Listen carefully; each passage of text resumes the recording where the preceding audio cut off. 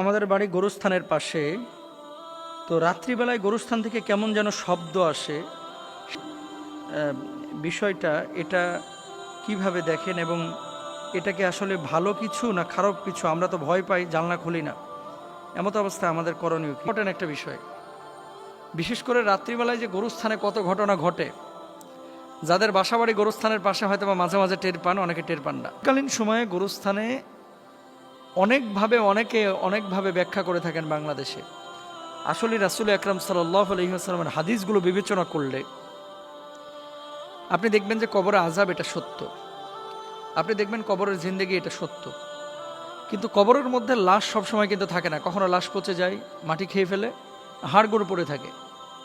জিনদের প্রধান খাবার কিন্তু হাড়গোড়, এবং জিন জাতি এই সমস্ত, যেহেতু আমাদের বাংলাদেশের ম্যাক্সিমাম কবরস্থানগুলোই কিন্তু অপরিচ্ছন্ন মানে গ্রাম অঞ্চলে এমনও কবরস্থান আছে, এটারে যদি কাইটা সাইটা পরিষ্কার করা হয় হয়তো বা 2-3 হাজার সাপ পাবেন ছোট ছোট, মানে এত নোংরা করে রাখে। তো এটা স্বাভাবিক, আল্লাহ রাসূল সাল্লাল্লাহু আলাইহি ওয়াসাল্লাম তো বলে গেছেন যে এই যে উপত্যকা, জলাশয়, জঙ্গল, এই জায়গাগুলো হচ্ছে জিনদের আদর্শ জায়গা। তো ভালো জিন তো সবসময় ভালো জায়গায় থাকে না, মানে খারাপ জিন সবসময় খারাপ জায়গায় থাকে, ভালো জিন ভালো জায়গায় থাকে।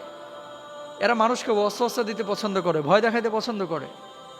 তো এই জন্য গরুস্থানগুলোকে আপনাদেরকে একটা কথা সবাইকে বলি, বিশেষ করে এলাকা ভিত্তিক যে গরুস্থানগুলো আছে এগুলো আপনারা নিট অ্যান্ড ক্লিন রাখবেন। যদি এই সমস্ত বিড়ম্বনায় পড়তে না চান, পরিষ্কার পরিচ্ছন্ন রাখবেন। জঙ্গল রাখতে হবে গরুস্থানকে, এটা জরুরি না, বা দেয়াল নির্মাণ করে অথবা আপনার ঘিরে রাখতে হবে, জরুরি না, কিন্তু জঙ্গল এগুলো রাখবেন না। অনেক রাত্রিবেলায় যদি এরকম আওয়াজ পান গরুস্থানের পাশ থেকে, আপনারা জানালা খুলবেন না, বরং যেটা করবেন আয়াতুল কুরসি পড়বেন। আয়াতুল কুরসি পড়ে ওর মতো থাক, আপনি আপনার মতো থাকেন।